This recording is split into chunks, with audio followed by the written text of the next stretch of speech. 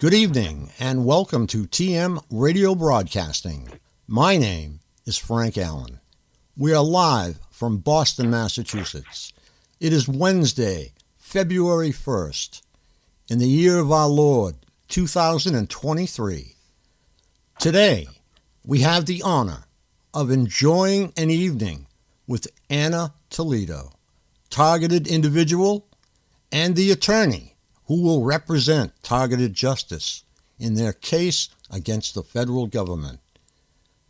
TM Broadcasting is a listener-funded radio station, and we are the only radio station dedicated to targeted individuals all over the world and their human rights.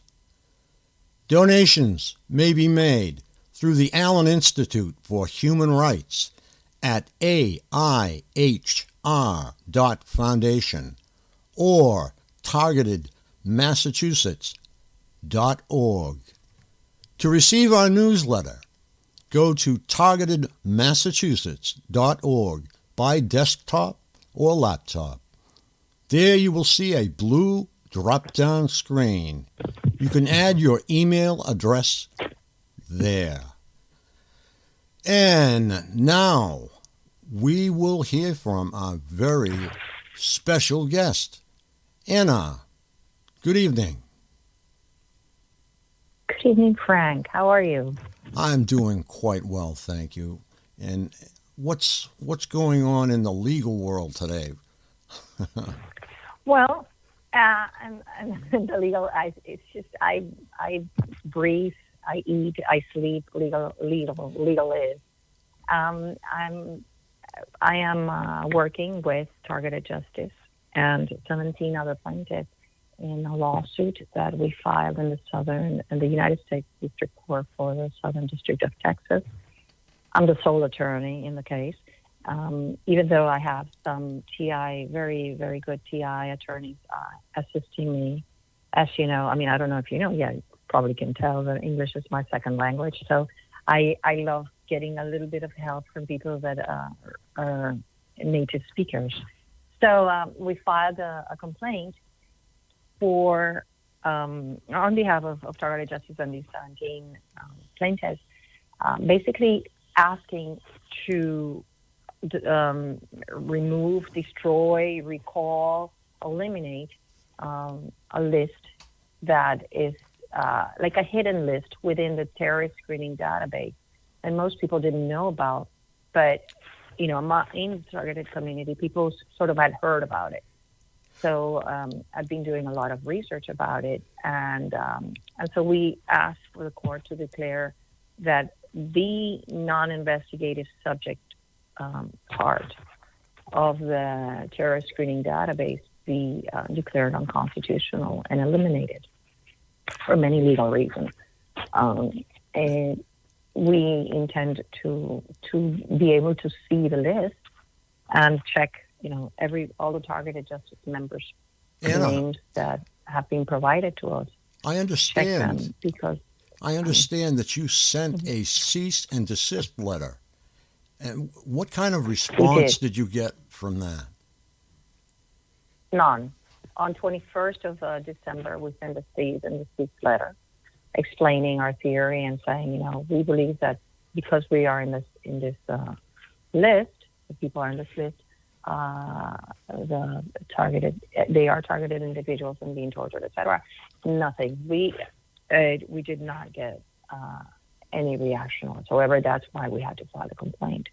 That's why some of the plaintiffs had sent a Privacy Act request, because they were exerting their right to find out their information in the possession of the government. So, of course, the agencies replied that they were not going to confirm or deny, or they denied having any information on them. But it is our contention that the Targeted Individual Program feeds off this non-investigative subject list. That's where they get the people from.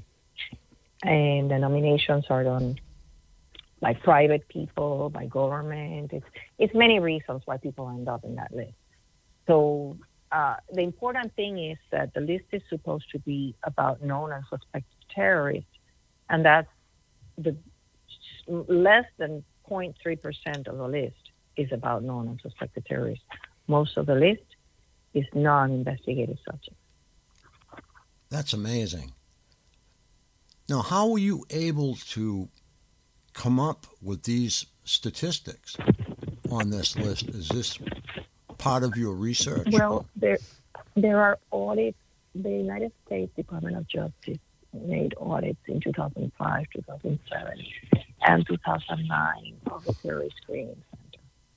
And they put in there, their findings, such as that they put people on that list and they never removed them. They never reviewed them. One example. The graphics that we use, all the information. Frank, here's what's important about this lawsuit. Most of the allegations that we have put in there are statements of fact that come from statements under penalty of perjury or deposition transcripts of FBI deputy directors or directors in previous cases. There have been previous cases where the watch list component of the TSDB has been challenged. In those cases, the plaintiffs have not prevailed.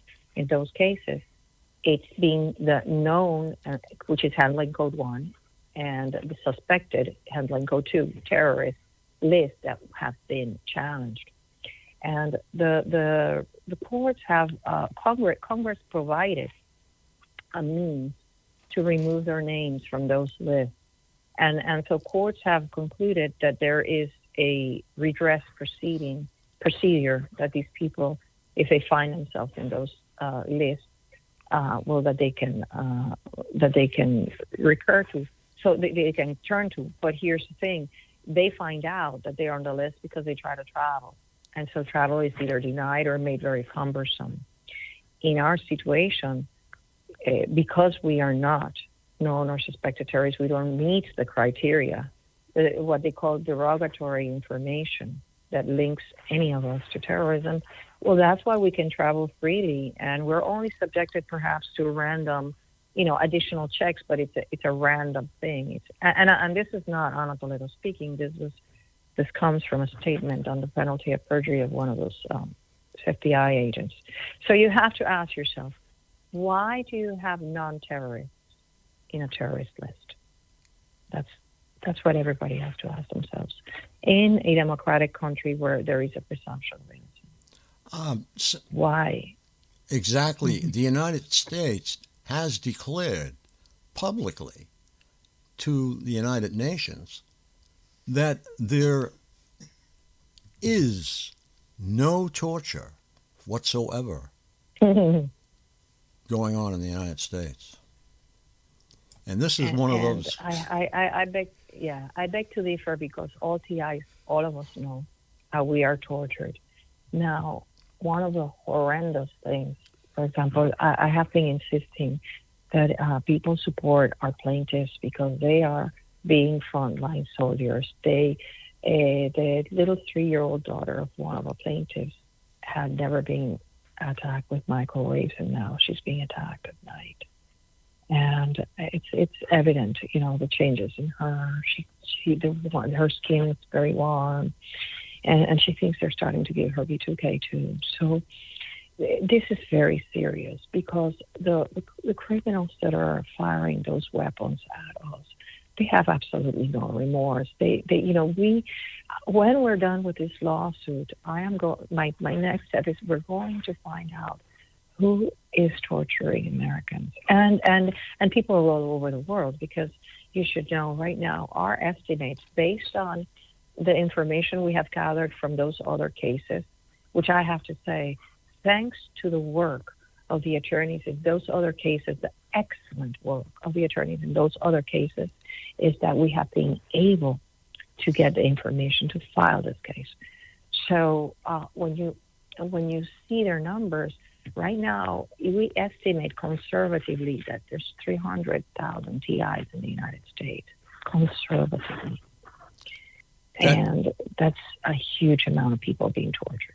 That's very, very close to the accepted amount that I have and that I have computed over the years, I used to say that there were 25% that are in prisons, 25% that are in mental institutions, 25% that haven't come forward, and the other 25% are you and me and everyone in. That makes a lot of sense. We get a lot of correspondence from inmates, and their torture. Imagine how horrible it must be to be tortured in a jail where you can't even get a little water bag to cover your head.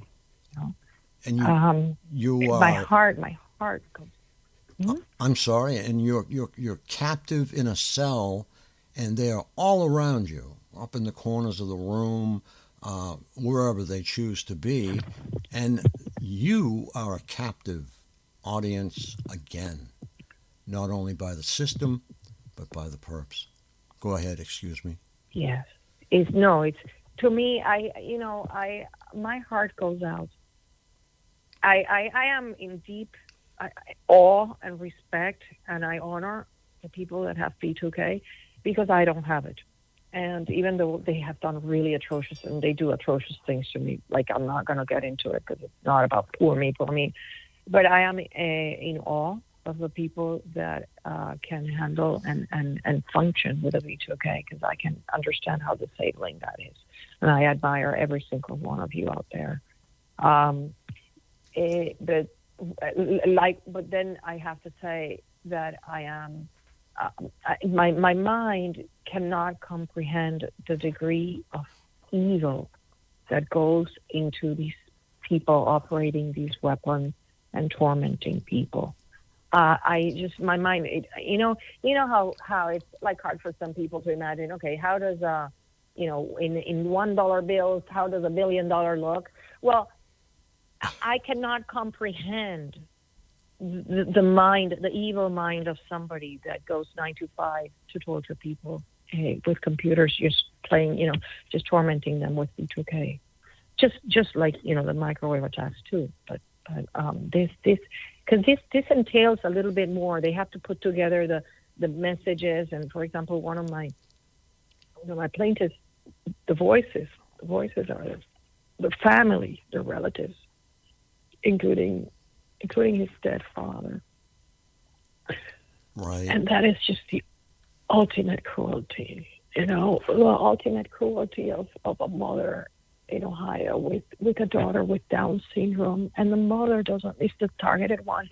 Well, they're both targeted, and the father too. And the mother, she doesn't have B2K, but they torment the daughter with Down syndrome until she falls asleep out of sheer exhaustion, because she's fighting all night with these voices. She cannot comprehend where they come from. And let me tell you, because I did the research, people that have Down syndrome don't have schizophrenia. It's not like one of the things that they can develop. You see, it's one mutually exclusive kind of thing. So it's not that, and we all know it, that it's not, it's schizophrenia or psychosis. So just imagine that mother hearing that daughter screaming all night until she falls asleep out of sheer exhaustion. And that's the kind of evil that, that's the kind of evil I can't comprehend. But so those are the stories that give me the strength to, when I can no longer withstand the pain, because I get, if only you saw me, thank God that this is not a Zoom conference, but I have water bags all over my body and my head, because they're trying real hard to destroy my brain. I mean, I have huge gaps in my brain. My brain has severely been affected, but it still works. And I'm saying it. These microwaves make me smarter. It's either that or it's the grace of God. Honestly, it's the grace of God that has made me being able to produce this. Yeah. In my case, it's my life's work to put these people away and stop this once and for all over the world. And I look to attorneys like yourself all over the world, such as the case that's running parallel to yours now, been running for quite some time. That's Ecater, and that's in Belgium. And I think you're probably familiar with that. And they are moving ahead, and it just makes me feel so great to have all of these cases going forward, because one of them is bound to get a perp.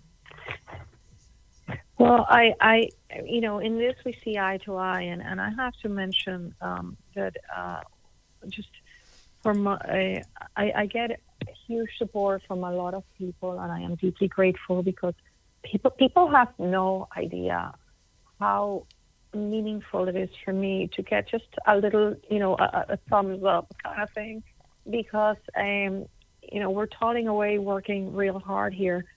I'm racking my brain all day long. You have no idea how I'm racking because, in theory, I have to go to a court and I have to present a case that the judge has to grant what I ask only if I can prove my allegation. So I have to, every single pleading, I have to have evidence for it. And it's a huge responsibility that I take very seriously. I'm obsessed with it. So it's very hurtful to me that some people have taken to doing like a defamatory campaign of me and of Richard Lighthouse and of targeted justice. And I can only say that, number one, the reason I was targeted is because I'm such an honest person. They couldn't catch me. They tried to entrap me in so many crimes and so many ethical violations, and they weren't able to. Some people are going around saying I shouldn't graduate from Columbia University. Well, be my guest. You can, I already posted a picture of it. I don't have to. I've never been like a person to brag about what I've done with my life. Suffice it to say that if I wasn't who I was, I wouldn't be admitted to, the U.S. District Court for the District of Puerto Rico, now the Southern District of Texas, the First Circuit. I have in Rumble my oral argument, which was on February 3rd, 2021, for a huge Clean Water Act case that we prevailed. And I have, I was there with the chief judge of that, and two other judges.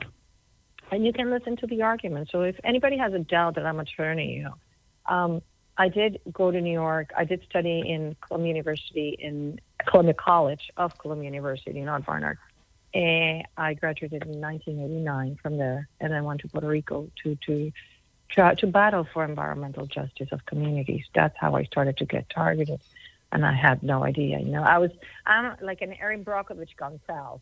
She Very good. I never imagined that something so horrible and atrocious and mean and cruel could occur. And here's the worst part, Frank. My supposedly friends, they sold me out. They were working with the enemy and tramping me and providing information. And they were, like my family and my friends, they were all my perps, And even the husband, the father of my son, that I was only married to him for 10 years, was chosen for me by these perps. And so now I'm very happy that I'm meeting people that have very genuinely good souls and good hearts. But it's very sad for me to see how, I went through a lot. I went hungry because my perps prohibited anybody from helping me. They destroyed my house, which was my source of income, so that I could never rent it again. And because I have a house in Old San Juan, and I decided to rent it. They wanted to take it away from me. So, of course, I had to file for bankruptcy in order to protect my house, because that's the only thing I had left. And so they tried so hard to, here was their goal. See how disgustingly horrible is this. They wanted to force me into prostituting myself, because I had 2 cats and a dog. And I can go hungry, but not my animals, They wanted to force me into prostitution in order to feed my animals and feed myself. That's disgusting. That's how wretched the people in Puerto Rico, not the people in Puerto Rico, the perps in Puerto Rico are, the oligarchs I have and the corruption seen there. I have seen differences in the perpetrators between places like the Philippines, and now I'm hearing it about Puerto Rico, and there are so Yes. many differences in means of attack, the things they say, the things they do. It's just terrible. It really is. Well, I have to say, and this is for all TIs and non-TIs, like people in the normal community. Because Puerto Rico is a popular tourist destination. Don't anybody dare even get a toothache solved there, or go to a hospital for anything, because you're going to get chipped. I am telling you, they are making money off chipping people. Don't you, not even like a little, whatever, cut anything, nothing. Don't anyone go to any doctor there. Just get yourself on a plane and go to the United. Not that it's better here, but I think it's better here than over there. I'm telling you. So What they did to me was horrible, and it was in the course of various surgeries. Some were necessary, some were elective. And so I paid my doctors for them to destroy my life. Mm-hmm. that's terrible. So if you go to a dentist and you get a root canal, chances are somewhere in with that material that they put in, there'll be a chip. Yes, yes. One of the worst chips I have, was, aside from the one in the middle of my brain, is one of the crowns they put in one of my molars. And I'm a Christian woman, but I don't go around touting it. So this dentist, she almost needed the tambourine. She was singing all these Christian hymns and everything while she was working on me, while she was chipping me in that crown. Or like the magician's hand, trying to hide her evil. Did you? And right after I had that done, I felt like timber in the parking lot of a mall. I couldn't understand why I had become a klutz. I'm super not a klutz. And all of a sudden, I was falling and I was hitting my head. And I was just, I closed a door on one of my thumbs. I was doing things that were not like me. And it was that chip they put there affected my coordination and my eyesight. Where I don't know what the eyesight, how it, I just have implants everywhere, I haven't gotten them out because I haven't had the money to do so. Okay, well, I hope that when this suit finally ends, I'll be able. But here's the thing, and I ask you this: would you trust any doctor? I'm finding it more difficult all the time to trust, but you have to find one doctor at least that you can trust, because you have to. Yeah, well, yeah, I think that when we win this, and I notice I don't say if we win, I say when we win, because God is on our side, and because we have to stop this torture. So I think that some doctors will start coming out to help TIs. We need good dentists, because I don't know about you, but they rot most of my teeth. They post on my water, but I didn't know. I had a perfect denture, the teeth, and all of a sudden, my teeth started like breaking down, and I'm like, what's going on? But I did not understand it because I didn't know what a targeted individual was. So there's going to open up space for good, honest doctors that can help TIs recover their health and recover their lives. That's one of my hopes, because I think that dentists and surgeons have gone rogue. The money has been good for them, and I think this kind of crime is very stupid, because you leave all the evidence inside the victim. So they never thought we were going to wake up, but we will. and we're going to get these things out. And these things have serial numbers in them, and you can trace them, and you can find out who put them there. And so there's that's how I say there's many cases to come after this one, but it is important that the TI community. I say, look, if I am not hurting you in any way, why do people feel the need to criticize and say false things about the people that have probably, what we're doing is not just for my one plaintiffs and for targeted justice. No, it's for all TIs. And that's what anybody criticizing this humongous effort, you have to wonder, first of all, what are you doing to end targeting? Because certainly criticizing and putting down a group of people that are fighting against the targeting of individuals, that's not fighting targeting. That's fighting for the enemy. That's fighting for our tormentors. Right. And that's what I refuse to understand. Any turmoil created between targeted individuals is usually done by the perpetrators because they create discord by making people incredibly angry. And that's where they start to win.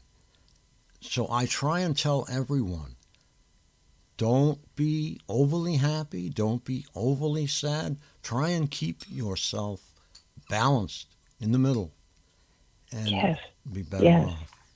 Yes. But you see, a lot of people are criticizing the lawsuit and they haven't even read it.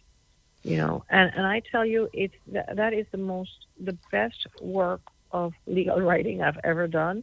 Not that I did it alone, because I have to give honor to Richard Lighthouse, who gave me a lot of the information that I then researched, and to attorney Susan Marquestine, who has been excellent, and attorney Professor Tim Shelley, who have been excellent. They have helped me with the syntax and just English comp. Let's put it that way. Okay. But yeah. Are there any parts of the case itself that you'd like to discuss, that you can discuss? Well, I want to bring to the attention, for example, one of the aside from challenging this list, we bring to the court's attention that this program targets it's probably around 70% women. That in and of itself, aside that torture is illegal, well, it discriminates against women. Also, it has had a very detrimental economic effect on people. 14% of TIs are homeless in a survey we made at Targeted Justice, and that's really important because it's to remove to take away from the people. A lot of people, as you know, their money has been stolen, their property has been stolen, and the authorities don't do anything about that because they deem the people crazy or whatever, or the authorities sell out, and so it covers the complaint. We cover not just the illegality of being put in a list that is clearly not for the purposes it's supposed to, but also the effect. It's important. We didn't include everything that happens to all TIs because we have to keep the focus. It's as it is, it's 99 pages, and we try to reduce it, to make it as succinct as possible. But this is such a complex problem that we need to look into it one thing at a time. The most important thing is eliminating targets. Eliminating targets. If they don't have targets, they don't have human experiment subjects. Am I making myself clear? Yes, very clear. Crystal. Targets. Go ahead. Yeah. So the people, most of the plaintiffs belong to Texas to this because we have a legal obligation. If we fight here, it's most of the volunteers. They are volunteers. that for targeted justice and people that live here. Okay, and so because that's one of the questions. Why did you file? Well, that's why we filed it here, because targeted justice is a Texas corporation. Most of the plaintiffs are targeted justice volunteers. Okay, and they are people that represent the kind of torture that is done to most TIs. They are representative, okay? This is not a class action lawsuit, and people should know. I'm going to be verifying, like, for all the people that sent their, their questionnaires. Well, we're going to be presenting that evidence to the judge, but not on an individual basis. But I do want to check each and everyone's name there, and check when it was placed there, because I think that's going to be really useful information for TIs to have when this is all said and done. Many people don't know how they ended up here, but most of them do know, or do have a suspicion of who put them there and why. And so that's what we are going to prove. We're going to prove that when the people were put in the list, that's when they're gang stalking. Because you know the stages, but that's when the gang stalking, or the investigating of a person, and then the gang stalking, and all of that.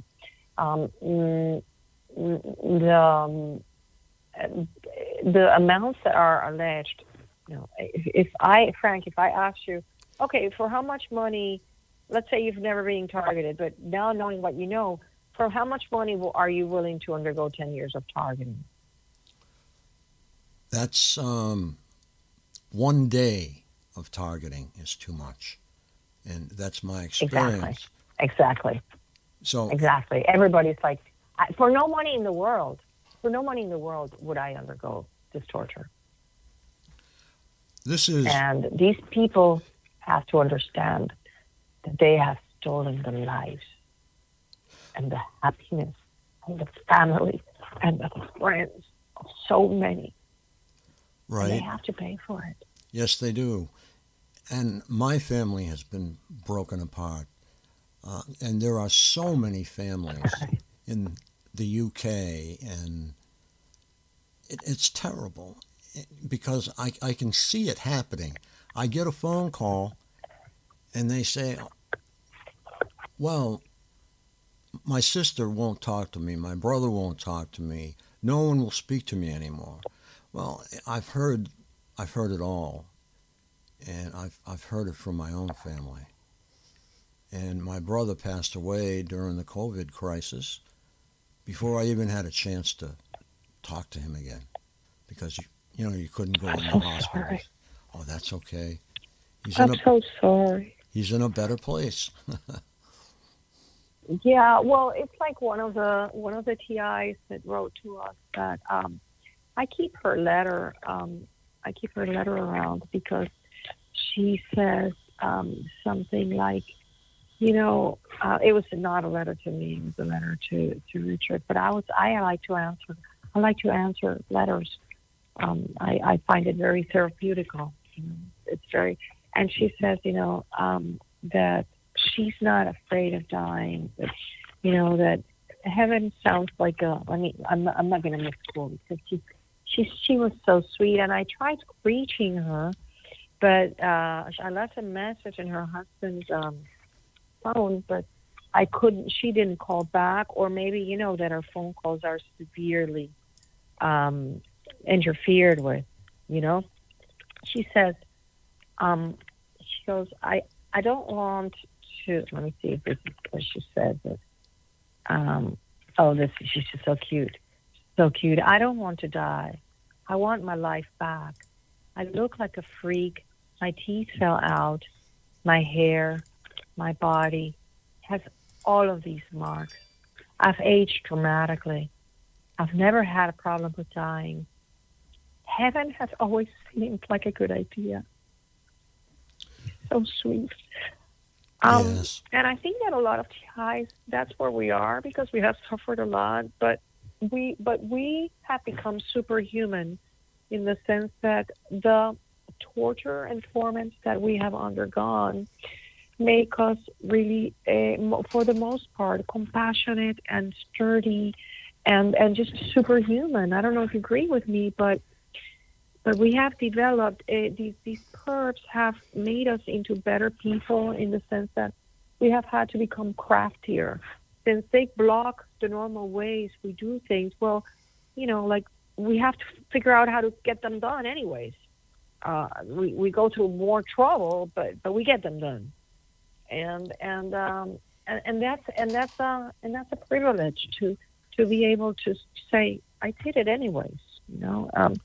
In this, with computer stuff, they really interfere. It's illegal. They interfere with my communications with my clients. It's completely illegal, and they do it with complete impunity. But one day it'll end, because I'm confident that we will bring it to an end for us and for the TI community. This has got to end. It's really important. A lot of TI groups are doing letter writing campaigns to Representative Jim Jordan, who is doing the investigation on the weaponization of the government, particularly the FBI.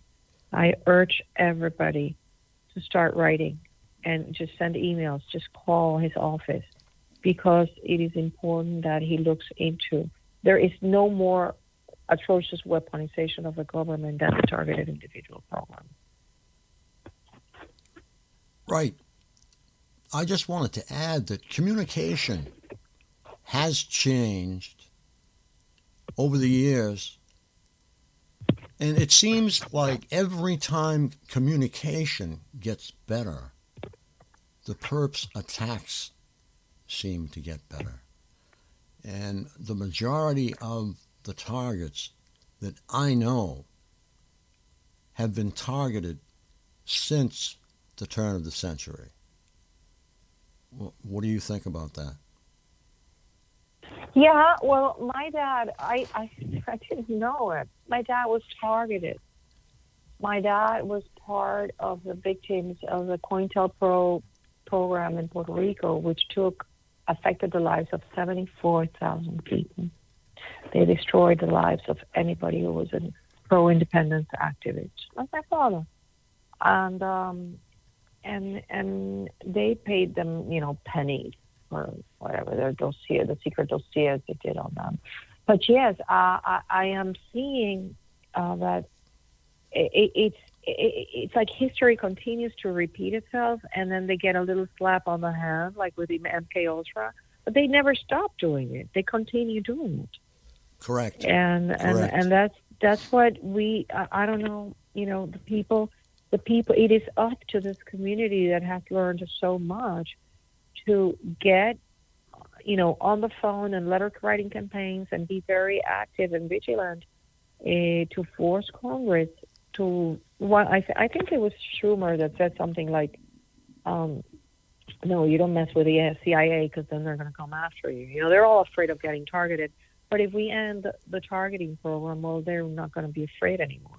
Right. And that's what we're trying to do with this case, try to end the program. And also, just anybody gets labeled a terrorist for the stupidest things, and I think they're mind controlling people into writing texts or saying things that then, since they're always listening to us, oh look, she's a terrorist. Let me tell you how they framed me. I had in my college, since 1985 that I entered college, I had, my boyfriend was Iranian. I never talked to him for 30 years. In 2016, they had him text me through Messenger of Facebook. He lives in London, and he does import-export with Iran. So that is the way that the perps got me, and the FBI entrapped me. Of course I didn't talk anything about terrorism. I'm like, oh my God, I haven't heard from you in 30 years, And that's how they had derogatory information to put me in the list, to justify putting me in the list. Imagine how at the depth of that they had to go through. But it will all be known one day, and luckily I have people have told me stuff. A lot of people have risked their lives telling me stuff. And it'll all, it's going to be huge because it's huge. But that's the length they went to find my former boyfriend in London to text me so that I would be texting. I texted him like once, like, oh my God, it's so great to talk to know that you're fine. Yeah, that's how they did it. Because they were so desperate. So desperate to get me into book. Did you enlist the services of Hildy Staninger or Melinda Kidder? Pardon me, that's no. Dr. Staninger or Melinda Kidder. Okay, I was just curious. No, I haven't seen any doctors since I'm here in the United States. My home and my residence is Puerto Rico. I still have my house, and I want to go back when it's safe for me to go back, and when I get these things removed, because I miss the beach. I can't stand the cold weather. I miss my island. Puerto Rico is the best place in the world. It's just being taken over by the devil, and I just pray to God that it'll be cleaned off those people. I just really pray to God that there's some divine intervention there, because it's too much corruption going on. But that's where I was born, and that's where I want to die, because I love my island incredibly. I really do. I mean, I see pictures of it, and I just my heart swells like the Grinch's heart that grows 2 more sizes. That happens to me when I see or hear music from my island. I have never been there, but I understand it's a very beautiful island. It's beautiful. The good people are really good, but a lot of bad people are there too. It's beautiful. I am an environmental activist. Unfortunately, the biggest polluter, the government. And unfortunately, because we're not a state, the United States Environmental Protection Agency doesn't enforce environmental statutes in Puerto Rico as they do in the United States. And what results is, even though our ecosystem is really frail, we have a high incidence of cancer. We have a lot of, sewage in a lot of public beaches, and the rivers, and it's just, it's not well managed. Puerto Rico it is the most amazing place on earth, but the corruption has affected it a lot, and that's what I was fighting. That's what I wanted to write about, and that's why my perps were intent on not letting me take off with the column I had started in Substack to write about the corruption and to write about how things could be improved in Puerto Rico. They were intent on no, she can't, because I guess, and it's not that I am either a hack or not. It's things that are readily available to everybody. Everybody can find them out, but people are just not interested in finding them out. But so now I have a bigger mission. I have a bigger and more important mission than fighting the corruption there, which is ending this evil program. And I'm really happy about having the privilege to fight for so many good people. I think it's a mission. I think one of the psychological reasons behind targeting is the fact that if someone looks at you and admits or agrees with you, psychologically they have just told themselves that it can happen to them. So if they are in denial and they stay there, they think they won't get it. But as we know, it's not something... Everyone will, and everyone is being tracked. Right. In Puerto Rico, people were told that if they helped me, they were going to pay the consequences. And for example, a friend of mine, she took me to the beach. Well, you know what they did? They damaged the electricity in her house. Half her house didn't have electricity. Then they broke her husband's car, and so on. So nobody is allowed to even talk to me. Nobody is allowed to be supportive of me because they'll pay the consequences. The people there are ruthless. The oligarchs, the corrupt oligarchs that are after me are ruthless, and they think they're above the law. But they made a huge mistake convincing the people to put me in the program, because now they have a problem. The Puerto Rico oligarchs told them, "Don't worry, we're gonna destroy her. She's gonna commit suicide." And any other person probably would have, but I don't believe in suicide. And I tell you this, just because I'm doing this lawsuit. If I show up, dead and she committed suicide, no, that's a lie. I would never take my life. I didn't do it when I was in the most miserable conditions. I wouldn't do it now. I would never kill myself, ever. So just in case, they want to play a little trick, you should know that I'm going to fight for targeted individuals until the very end, and until I can put those people to fire the weapons that are, we can put them in jail.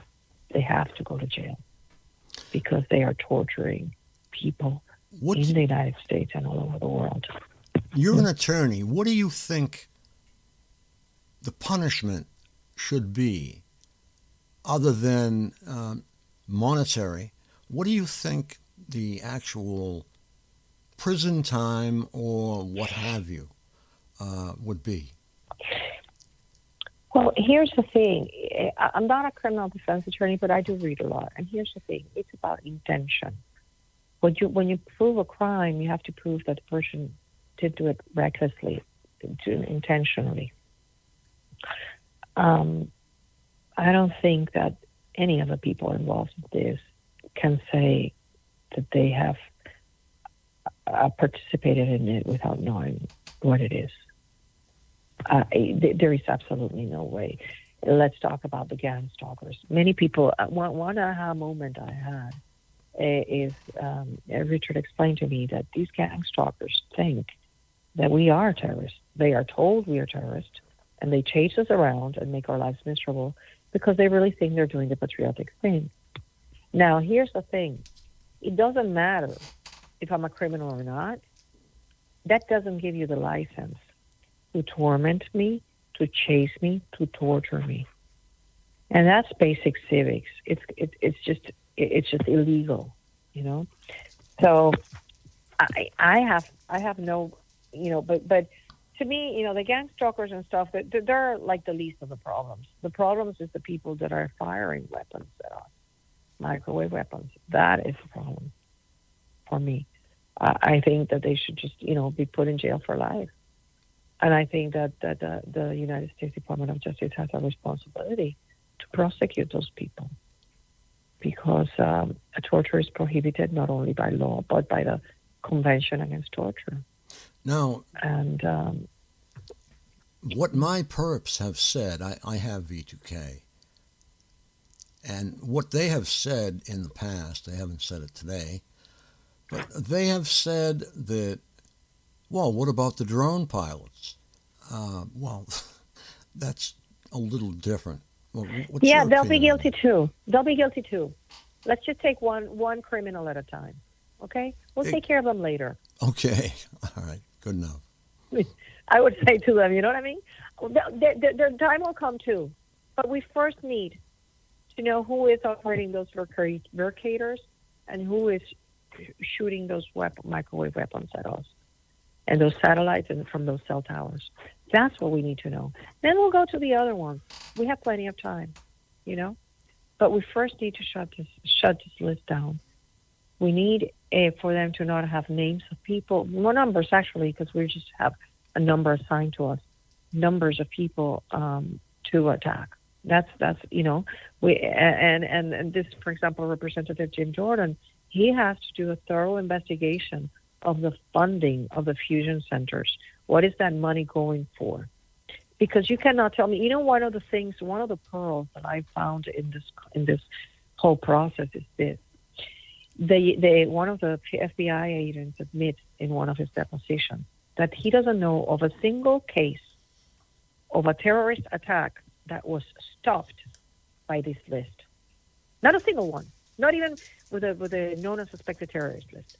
Not a single case. Basically, all the money that has been spent on this hasn't served to stop any terrorist attack. Right. And I think that Jim Jordan should investigate the billions of dollars going to the fusion centers that are the ones that carry out the psychological operations on us. Right. I have a question for you. I know that in 2020, just as soon as President Biden took office, the Freedom Act came up for renewal. And for those of you who do not know what the Freedom Act is, it's the revised Patriot Act.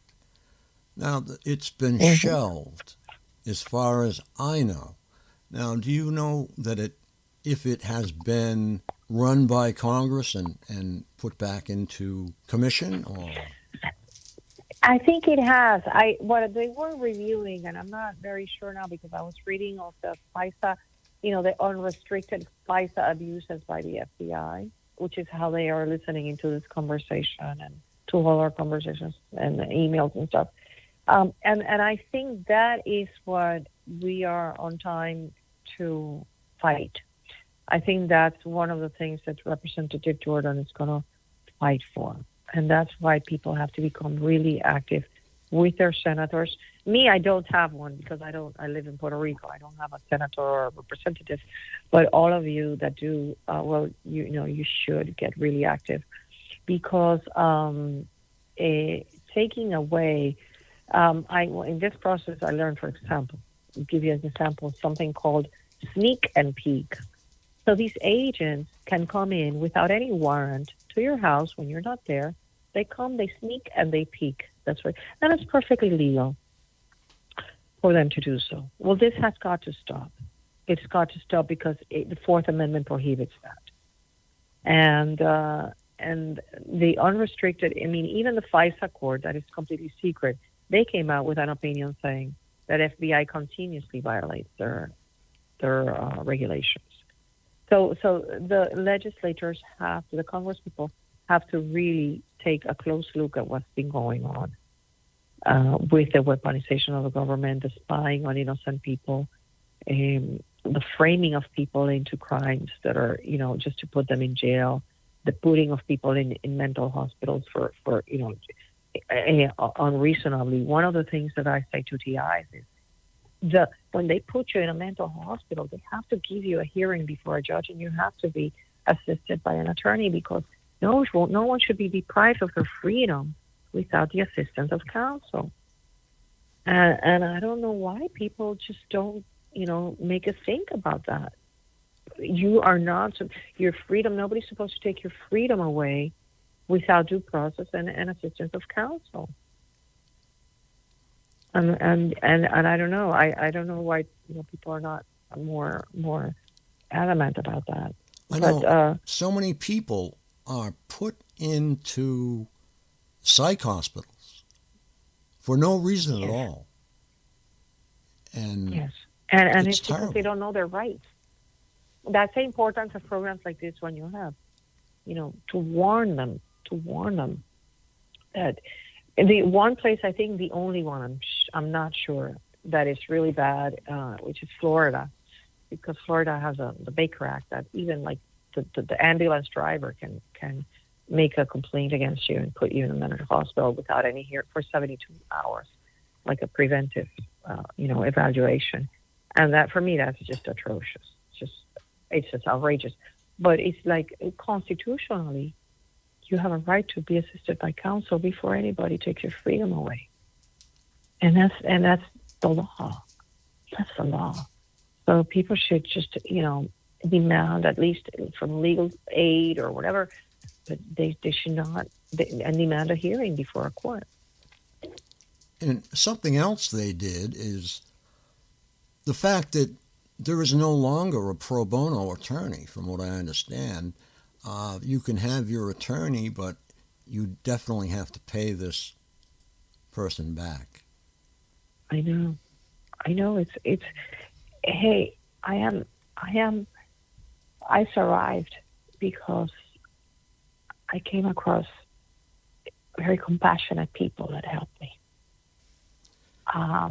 And because I am an attorney. So since I was an attorney, I've been able to defend myself from ruthless things. And God has given me the intelligence to, for example, I never known anything about bankruptcy, but I knew they wanted to take my house because they had it all, set up to take my house again. So I ran and I studied bankruptcy law, and I did my own petition, and I filed my own case without having a penny. A friend of mine gave me the money to file for the filing fee, which is like $350. But what I want to say is that because I am an attorney, I've been able to defend myself, that I realize other people are not so lucky. Because, you have to know the law in order to be able to defend yourself from many things. And know, for example, I had this idiot, he was an idiot, a policeman, come to my house and said, no, this is when I didn't know what targeting was, okay?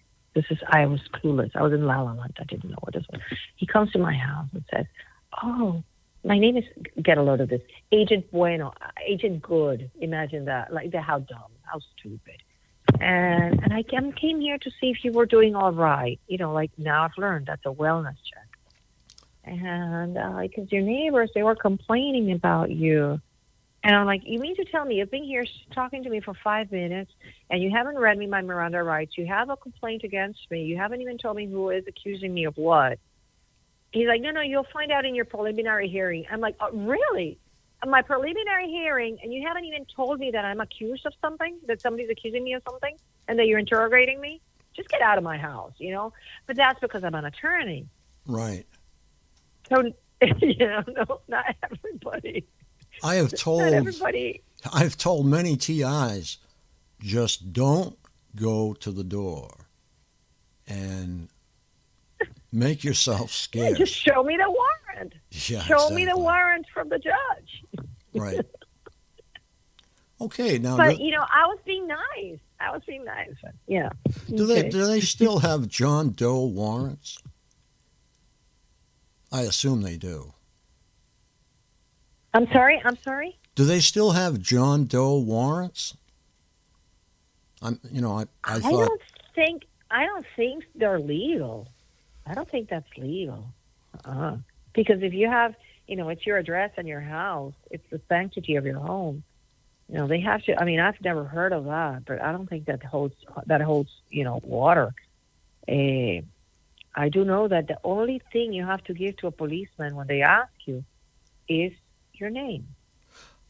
Period. Let me give you an example of.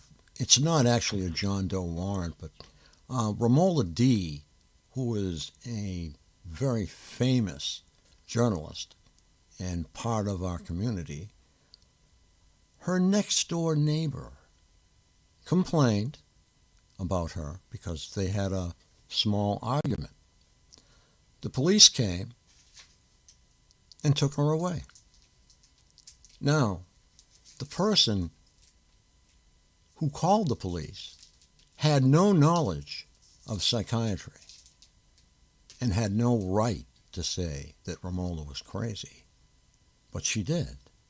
And the policeman believed Well, that's her. what I was telling you. Exactly. She had to have a right to an attorney. How can, it's in the Constitution. Nobody can deprive you of your liberty without due process. And the United States Supreme Court has interpreted that due process, when it's about taking your liberty away, due process entails legal representation and a hearing of some sort. It doesn't have to be a full-fledged hearing, but some sort of meaningful hearing. And but that doesn't happen in Florida. I know.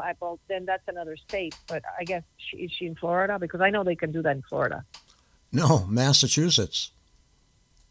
Well, then that's very scary for the people in Massachusetts too. Because if they can do it there too, well, God, that's why it's the activism.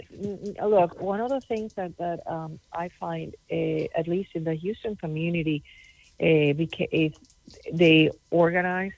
They got together. They have a good TI group. They went and they give flyers away. They print out the flyers that are available in Targeted Justice. They give them away. You know what's one really good idea? I know because Richard has done it, to take it to emergency rooms in hospitals, because emergency doctors are seeing these people with these burns and these symptoms, and they don't know where they come from. It's one very good way to create awareness, to take it to these kind of public places, the flyers, the informative flyers, because doctors sometimes they just don't know. They really don't know what's going on. Yeah, exactly. It's time that the medical community and law enforcement is educated as to what is happening in their own backyard. Yes, so they don't form part of it. And that's why TIs, I say every day, every TI should say to himself or herself, what did I do today to improve this situation and to end targeting? One phone call, one email, one just give away. I have a TI in Michigan. He goes out in the cold with a sign creating awareness about targeting, and he wrote to me and said, I can only stay for 2 hours because it's very cold. But he is giving of himself to end this. And so people shouldn't sit back and depend on a few activists. No, this is a labor for everybody to carry out. Everybody has a duty to create awareness. Journaling is really important. Put your blog out there. Do the journaling, because memory fails us. And when the time comes to claim against the people that are liable, well, you'll be so happy to have your own journal in handwriting, not in the computer where the perps will erase it. It's just very well kept somewhere where the perps can't get to it. Mm-hmm. I used a good old legal pad. Yeah. I used it for years. And it's also very therapeutic to write away the things and observations of things you notice and everything. What works for you, what doesn't. I sometimes forget the list of things, like, listening to music when I sleep, for example. That really helps me. I put on the little earphones, and that really helps me a lot. It seems it screws up the little system that they have in my ears, in my brain. And things like that. And sometimes you forget because there's so many things you have to do to try to keep yourself together, physically. But yeah, people should every day, all TIs should say, what did I do today to make this a better world and to end targeting? Because complaining about what happens to us is not going to do it. That's right. And I think what we can do, Anna, is we can end right there. And I just wanted to thank you very much for joining me here tonight. And I'd like to thank the listening audience and my supporters, who are one and the same. And good night from Boston, Thank you for inviting me. Massachusetts. Thank you, friend.